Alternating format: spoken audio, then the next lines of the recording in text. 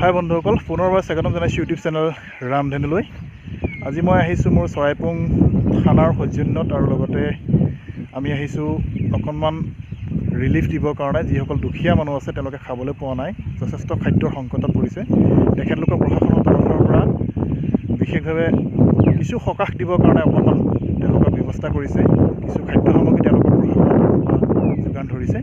গতিকে মোৰ বেক চাইডে দেখিছে দুখনকৈ গাড়ী আছে, তেওঁলোকে খাদ্য সামগ্ৰীবিলাক যোগান ধৰিবলৈ তেওঁলোকে চেষ্টা কৰিছে, অকণমান হ'লেও যাতে তেওঁলোকে সহায় পায়। গতিকে ব'লক আমি এই যাত্ৰাপথত আপোনালোকক সমানে আগবঢ়াই লৈ যাওঁ, আৰু আমি বিভিন্ন জেগালৈ যাম যিখিনি ঠাইত তেওঁলোকে এই খাদ্য সামগ্ৰীবিলাক যোগান ধৰিব। তাৰ কিছুমান দৃশ্যাংশ মই আপোনালোকক দেখাবলৈ চেষ্টা কৰিম।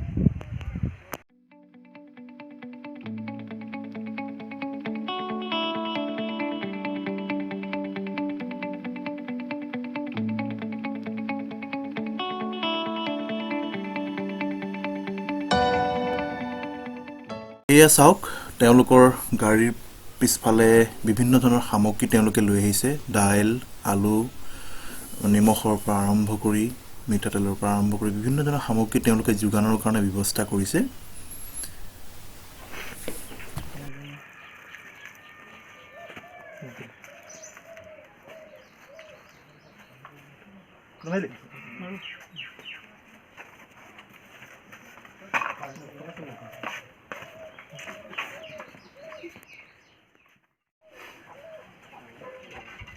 আপোনালোকে লিখিছে ন?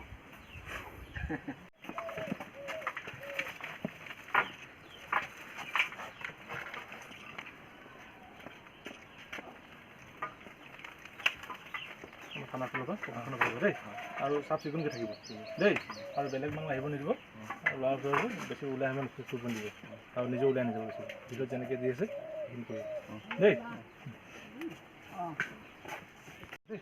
অকণমান সহায়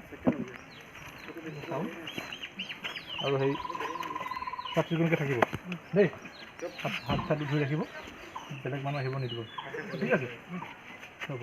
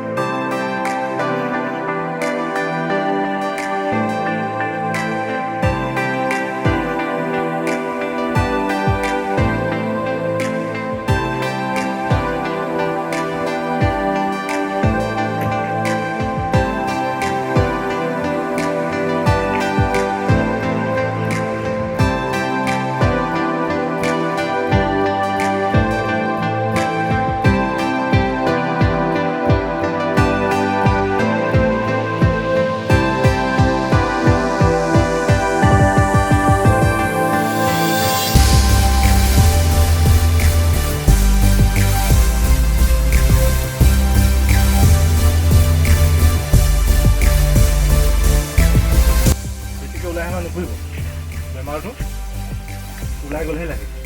ঘৰত আহি পেলাই কোনোবাই পিছন নাযায়, ঘৰৰ মানুহখিনি সৰু ল'ৰা ছোৱালী বেছি গ'লে আৰু হাত ভৰি খোৱাৰ আগত ক'ৰবাত কাম কৰাৰ আগত সদায় ফিটনেছ কৰি এনেকৈ থাকিম দেই। আমাৰ থানা ফালৰ পৰা আমি সৰুকৈ এটা আপোনালোকক দিছোঁ দেই, তেনেকৈ বুজি পাইছোঁ।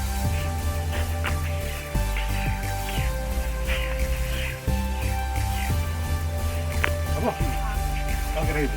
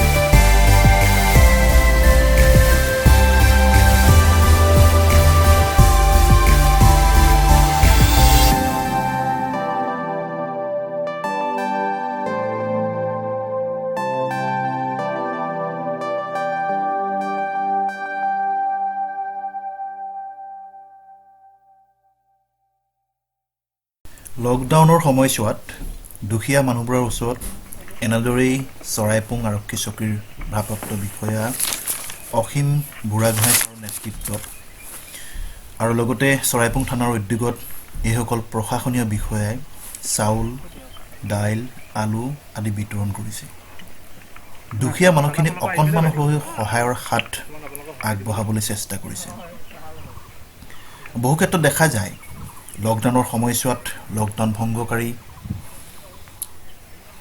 ব্যক্তিসকলৰ ওপৰত কিছু পৰিমাণে আৰক্ষী কঠোৰ হোৱা আৰু তাক লৈ বহুতে সমালোচনাও কৰে কিন্তু তেওঁলোকে বা এই আৰক্ষীসকলে নিজৰ জীৱনকো বিপন্ন কৰি দিনে ৰাতিয়ে তেওঁলোকৰ নিজৰ কৰ্তব্য নিষ্ঠা সহকাৰে পালন কৰাৰ উপৰিও দুখীয়াসকলৰ বা আৰ্তনাথসকলক অকণমান হ'লেও সহায়ৰ হাত আগবঢ়োৱাৰ যি মহানুভৱতাৰ কাম তেওঁলোকে পৰিচয় দিছে তাৰ কাৰণে তেওঁলোকক ধন্যবাদ জ্ঞাপন কৰিছোঁ মই এই ভিডিঅ'টোৰ যোগেদি চৰাইপুং আৰক্ষী থানাৰ সমূহ বিষয়ববীয়াক আৰু লগতে অসম চৰকাৰ আৰু অসম চৰকাৰৰ আৰক্ষী বিভাগটোক অন্তৰৰ পৰা আন্তৰিক কৃতজ্ঞতা জ্ঞাপন কৰিছোঁ আৰু লগতে অসমৰ প্ৰতিজন নাগৰিকক চৰকাৰ আৰু আৰক্ষী প্ৰশাসনৰ লগত সহায় সহযোগিতা আগবঢ়াই এই কৰোনা ভাইৰাছৰ যি দুৰ্যোগ সমগ্ৰ বিশ্বলৈ নামি আহিছে